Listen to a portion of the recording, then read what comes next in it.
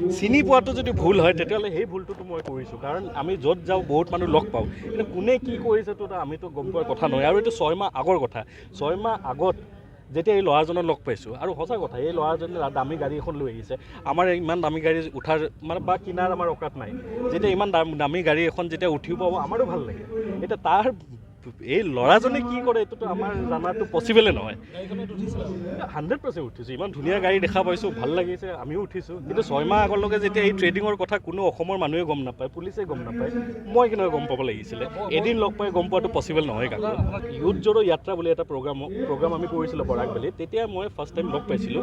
তেতিয়া মানে বিভিন্ন মানুহে তাক লৈ আহিছিলে, আহি মোৰ লগত চিনাকি কৰাই দিছিলে। তো এনেকুৱাতো বহুত মানুহক আমি য'ত যাওঁ আমি বহুত মানুহ চিনাকি হওঁ, বহুত মানুহ লগ পাওঁ।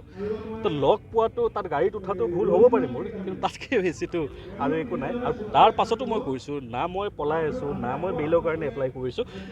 আৰক্ষীয়ে মোক যেতিয়াই ক'ব মই 100% মই যাবলৈ ৰেডি আছোঁ। মই মোৰ বেংক একাউণ্ট লাগে, মোৰ অন ৰেকৰ্ড লাগে, চব দিবলৈ মই ৰেডি আছোঁ।